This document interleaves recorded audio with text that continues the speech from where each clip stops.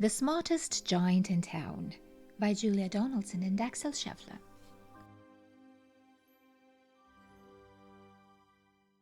George was a giant, the scruffiest giant in town.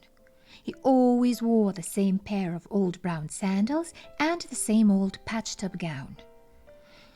"I wish I wasn't the scruffiest giant in town," he said sadly. But one day, George noticed a new shop. It was full of smart clothes. So he bought a smart shirt, a smart pair of trousers, a smart belt, a smart stripy tie, some smart socks with diamonds up the sides, and a pair of smart shiny shoes. "Now I'm the smartest giant in town," he said proudly. George left his old clothes behind in the shop. He was about to go home when he heard a sound. On the pavement stood a giraffe, who was sniffing sadly. "What's the matter?" asked George. It's my neck," said the giraffe. "It's so very long and so very cold. I wish I had a long, warm scarf." "Cheer up," said George, and he took off his stripy tie. "It didn't match my socks anyway," he said as he wound it round and round the giraffe's neck. "It made a wonderful scarf." "Thank you," said the giraffe. As George strode towards home, he sang to himself. "My tie is a scarf for a cold giraffe, but look me up and down, I'm the smartest giant in town." George came to a river. On a boat stood a goat who was bleating loudly. "What's the matter?" asked George. "It's my sail," said the goat. "It blew away in a storm. I wish I had a strong new sail for my boat." "Cheer up," said George, and he took off his new white shirt. "It kept coming untucked anyway," he said, and he tied it to the mast of the goat's boat. It made a magnificent sail. "Thank you," said the goat. George strode on, singing to himself. "My tie is a scarf for a cold giraffe. My shirt's on a boat as a sail for a goat. But look me up and down, I'm the smartest giant in town." George came to a tiny ruined house. Beside the house stood a white mouse with lots of baby mice who were all squeaking. "What's the matter?" asked George. "It's our house," squeaked the mother mouse. "It burned down, and now we have nowhere to live. I wish we had a nice new house."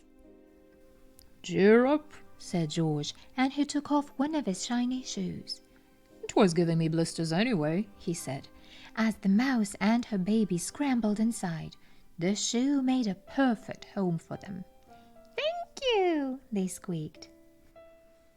George had to hop along the road now, but he didn't mind. As he hopped, he sang to himself. "My tie is a scarf for a cold giraffe. My shirt's on a boat as a sail for a goat. My shoe is a house for a little white mouse. But look me up and down, I'm the smartest giant in town." George came to a campsite. Beside a tent stood a fox who was crying. "What's the matter?" asked George. "It's my sleeping bag," said the fox. "I dropped it in a puddle. I wish I had a warm, dry sleeping bag." "Cheer up," said George, and he took off one of his socks with diamonds up the sides. "It was tickling my toes anyway," he said, as the fox snuggled into it. It made a very fine sleeping bag. "Thank you," said the fox. George hopped on, singing to himself. "My tie is a scarf for a cold giraffe. My shirt's on a boat as a sail for a goat. My shoe is a house for a little little white mouse. One of my socks is a bed for a fox, but look me up and down, I'm the smartest giant in town. George came to a big squelchy bog. Beside the bog stood a dog who was howling. "What's the matter?" asked George. It's this bog," said the dog. "I need to get across, but I keep getting stuck in the mud. I wish there was a safe dry path." "Cheer up," said George, and he took off his smart new belt. "It was squashing my tummy anyway," he said as he laid it down over the bog. It made an excellent path. "Thank you," said the dog. The wind started to blow, but George didn't mind. He hopped on, singing to himself. "My tie is a scarf for a cold giraffe. My shirt's on a boat as a sail for a goat. My shoe is a house for a little white mouse. One of my socks is a bed for a fox. My belt helped a dog who was crossing a bog. But my trousers are falling down. I'm the coldest giant in town." Suddenly George felt sad and shivery and not at all smart. He stood on one foot and thought, "I'll have to go back to the shop and buy some more clothes," he decided. He turned round and hopped all the way back to the shop. But when he got there, it was closed. "Oh, no," cried George. He sank down onto the doorstep and a tear ran down his nose. He felt as sad as all the animals he had met on his way home. Then out of the corner of his eye, he saw a bag with something familiar poking out of the top. George took a closer look. "My gown!" he yelled. "My dear old gown and sandals!" George put them on. They felt wonderfully comfortable. "I'm the coziest giant in town!" he cried, and he danced back home along the road. Outside his front door stood all the animals he had helped.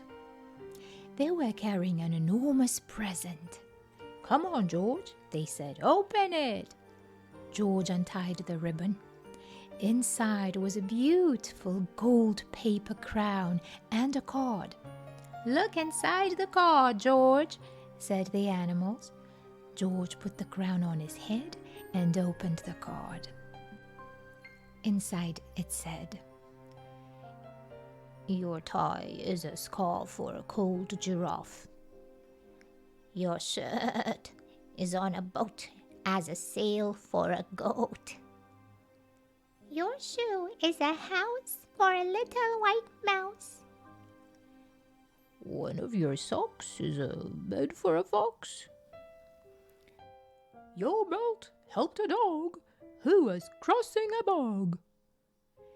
So here is a very fine crown to go with the sandals and gown of the kindest giant in town.